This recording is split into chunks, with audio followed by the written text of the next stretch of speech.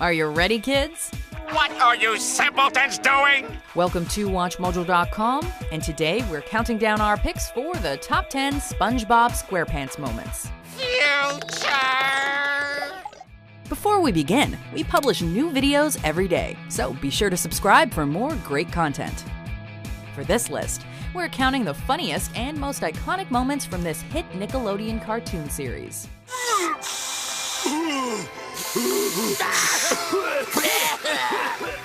Number 10, the Fry Cook Games finale. Are you trying to move the ground? You'll never move it like that. While normally the best of friends, in this episode, SpongeBob and Patrick meet as foes.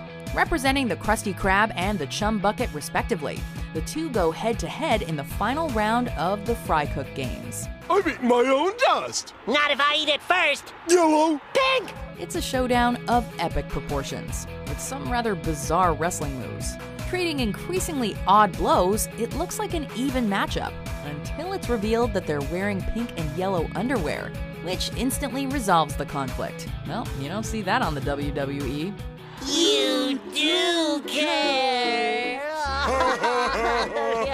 Deeply funny, weird in that special SpongeBob way, and undeniably heartwarming, this bout is a true SquarePants classic. You're my best friend ever. You too, Patrick. You know, these were white when I bought them. Number 9. Have you finished those errands? Why can't Mr. Krabs just let us go home? Poor Squidward. All he wants is one day off. While Mr. Krabs is at the hospital, Squidward sees an opportunity and leaves SpongeBob in charge while he, quote, runs errands. You get to run the cash register. The cash register?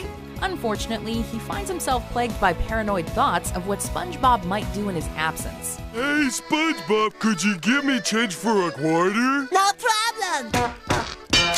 Here you go! Falling ever deeper into madness, he dreams up increasingly ludicrous scenarios, making it impossible for him to relax.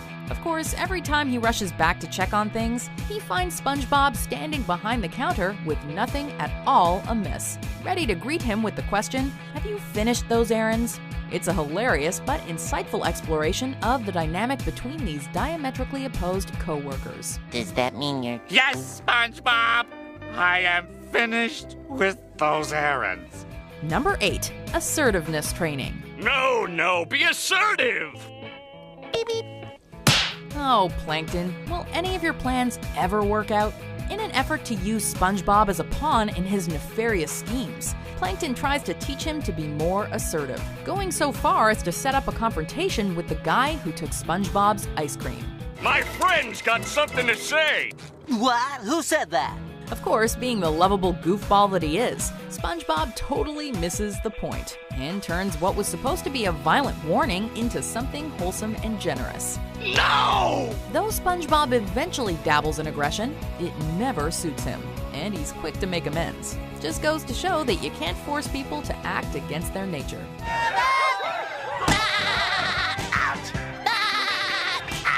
Number 7, that's not my wallet. Cat, what are you doing? We're not supposed to touch anything! But you said you had a question. We could get in trouble! In fairness to Man Ray, Patrick Star could drive anyone insane.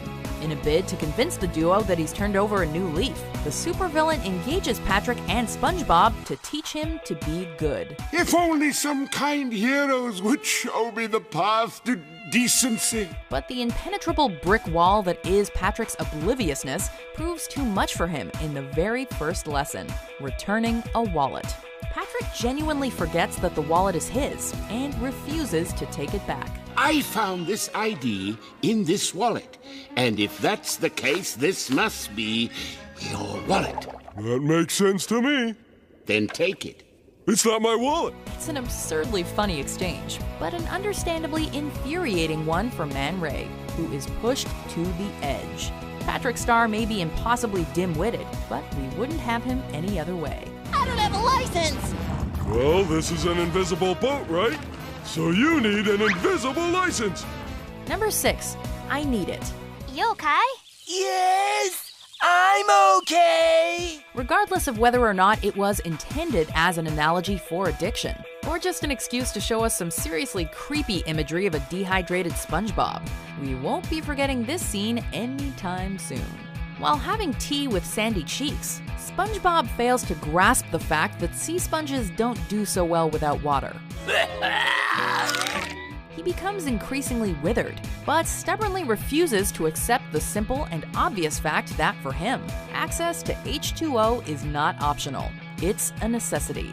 Thankfully, he finally breaks, shouting out these immortal words. I need it! Number 5. The essay. I am about to write the greatest essay of all time. Though he may live in a pineapple under the sea, SpongeBob faces many of the same challenges we do, like homework we just don't want to deal with. Procrastination sets in, and we do our best to put it off for as long as possible. I gotta make sure you get your nutrition, so I'm not leaving until you eat every single bite. Well, SpongeBob takes it to a whole other level in this wacky episode, when his inability to write a short piece on what not to do at a stoplight leads him on a whole series of misadventures. Why didn't you just write your essay? Stop wasting time! Of course, arguably the best moment comes when he finally puts pen to paper, only to produce a beautifully written "the." Now let's see how it looks so far. The break time. Number 4. Nosferatu. What did they do? He gets ya! During a graveyard shift at the Krusty Krab, Squidward's attempts to scare SpongeBob with the story of the hash-slinging slasher backfires when both he and SpongeBob begin fearing for their lives. Very funny, SpongeBob. What? The lights flicker, the phone rings, and eventually, someone resembling the murderer shows up with spatula in hand to finish the job. Of course, this all turns out to be a series of misunderstandings, except the flickering lights. That was actually the vampire Count Orlok from the 1922 horror movie Nosferatu. Nosferatu! We're not sure what's crazier, the fact that he's featured in a SpongeBob episode, or that a lot of people seemingly didn't know about this iconic character before this episode. Number 3.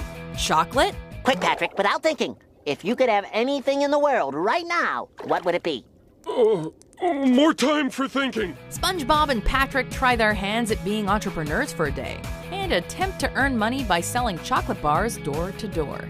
Make way for a couple of entrepreneurs. But starting your own business can be tricky, and their lack of sales experience yields less than stellar results with their prospective clients. There is, however, a clear standout character, and that would be the customer who goes absolutely ballistic at the mere mention of chocolate. Chocolate?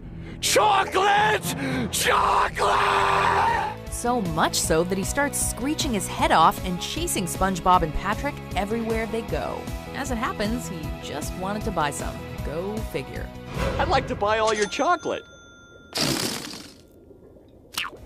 Number 2. No, this is Patrick. Do I get my award now?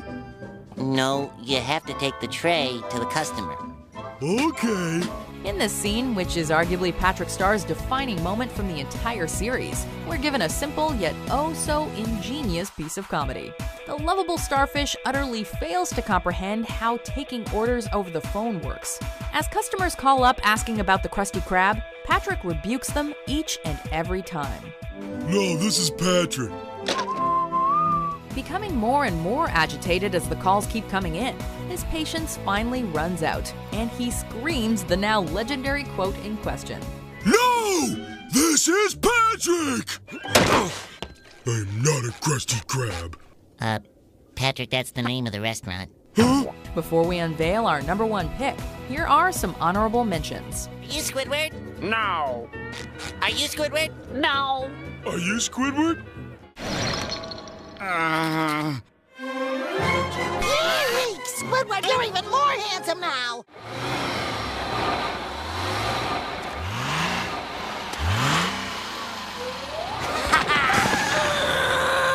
Number 1. Sweet Victory. I knew it! You don't even have a band! Well, I'll just let you get back to the service industry now. After being challenged by an old peer, Squidward struggles to turn the residents of Bikini Bottom into a marching band. Too bad most of them can't play. Case in point, Patrick thinks that mayonnaise is an instrument. Is mayonnaise an instrument? No, Patrick, mayonnaise is not an instrument. However, not only do they manage to pull together for the final performance, they turn the whole thing into a rock concert. It's the thrill of one more kill, the last one to fall. With Patrick on drums, Sandy on guitar, and Spongebob leading with some impressive vocals, this ending will have you either sitting there stunned or nodding your head to the melody. Either way, it's unforgettable.